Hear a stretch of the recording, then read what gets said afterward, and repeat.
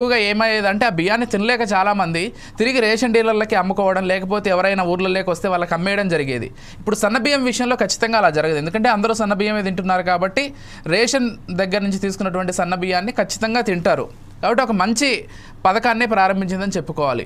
కాకపోతే ఎక్కడా కూడా ప్రధానమంత్రి నరేంద్ర మోదీ గారి ఫోటో పెట్టడం లేదని, లేకపోతే కేంద్ర ప్రభుత్వం ఇంత ఇస్తున్నప్పటికీ మాకు కొంతైనా క్రెడిట్స్ ఇవ్వట్లేదనేటువంటి ఆవేదన మీలో కూడా కనిపిస్తోంది.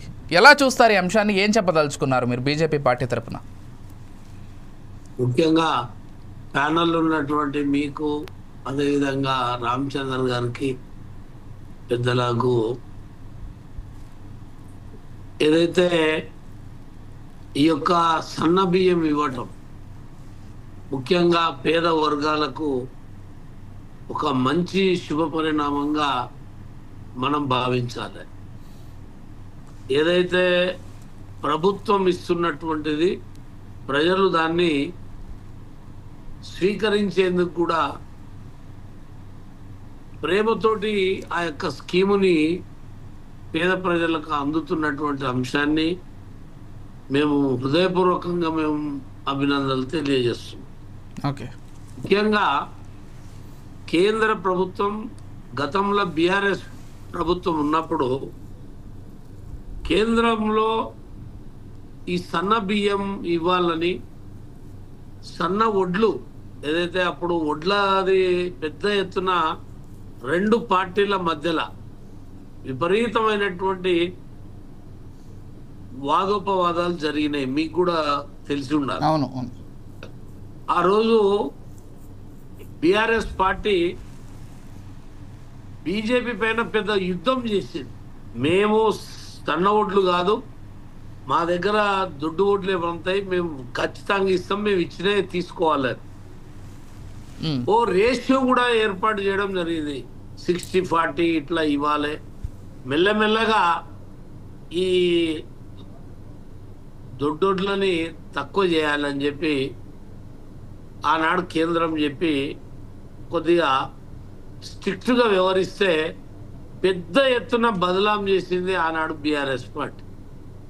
దీనికి అప్పుడు బలవంతం చేయటం వల్ల, కొద్దిగా ఒత్తిడి చేయటం వల్ల ప్రభుత్వము రైతులు కూడా ఆలోచన చేసి సన్న వడ్లని వ్యవసాయం చేసేటువంటి పరిస్థితులు వచ్చినాయి.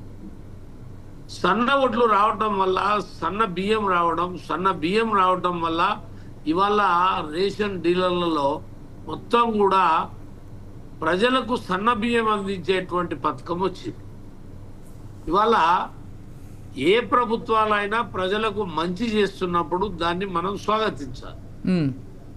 అదేదో క్రెడిట్ మాకే దక్కాలని మేము కానీ, మాకే దక్కాలని కాంగ్రెస్ కానీ అనుకోవడం కాదు. ఎందుకంటే మీరు చూసిరు, ఈ బియ్యం పథకాన్ని ప్రవేశపెట్టింది ఎన్టీ రామారావు గారు. అవును.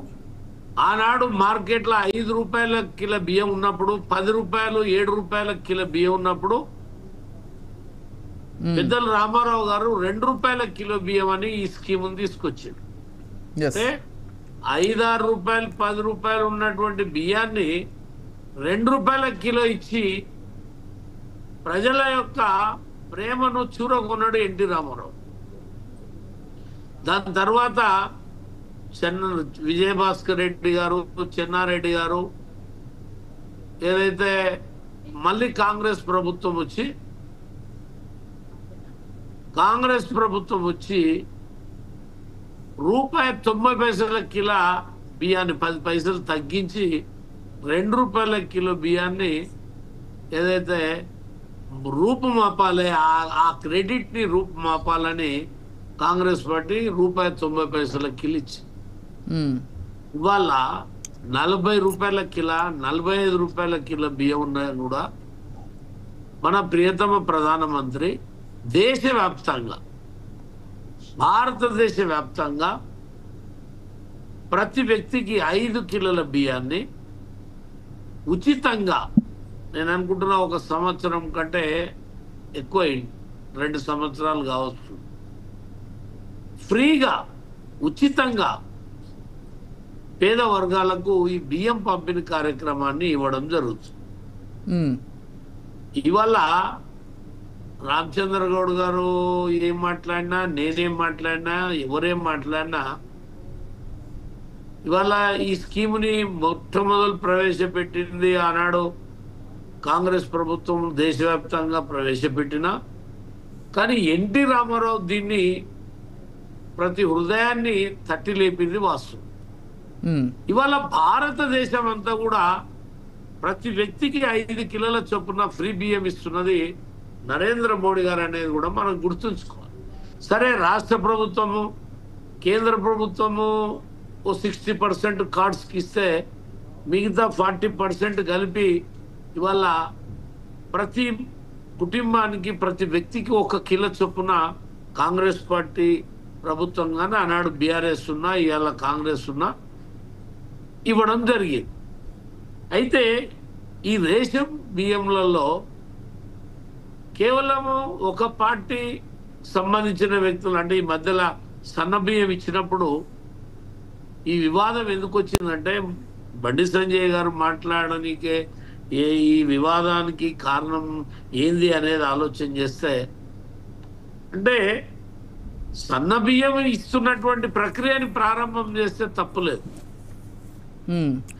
కేవలము ఒక ముఖ్యమంత్రి ఫోటోని పెట్టి అక్కడ లోకల్ ఉన్నటువంటి కాంగ్రెస్ నాయకులకు ఫోటోలు కూడా పెట్టుకొని పెద్ద ఎత్తున ఫ్లెక్సీలు కట్టుకొని మేమే ఇస్తున్నాం అనే విధంగా వీళ్ళు చేయటం వల్ల పారదర్శకత అనేది ఉండాలి. కేంద్ర ప్రభుత్వం కానీ రాష్ట్ర ప్రభుత్వం కానీ ఇది ప్రజల ప్రభుత్వాలు, ప్రజలకు చేస్తున్నటువంటి మేలుని మరి ఏ ప్రభుత్వాలు ఎంతవరకు ఇస్తున్నారో చూసుకొని ఒక ప్రధానమంత్రి ఫోటో ఒక ముఖ్యమంత్రి ఫోటో పెట్టి ప్రజలకు ఇవ్వడంలో తప్పులేదు. ఇది కేవలం రాష్ట్ర ప్రభుత్వం స్కీమే కాదు, రాష్ట్ర కేంద్ర ప్రభుత్వాలు సమన్వయంతో ఇవాళ ఈ పేద ప్రజలకు మధ్యలో నేను ఒక విషయం గుర్తు చేయాల్సింది ఉండే, అటల్ బిహారీ వాజ్పేయి గారు ఈ బియ్యం పథకంలో కొనసాగిస్తూ అంత్యోదయ అన్న యోజన అనేటువంటి స్కీమును కూడా జోడించి ఒక కుటుంబానికి 30 కిలోల వరకు కూడా బియ్యం ఇచ్చేటువంటిది స్కీమ్ ఉన్నది.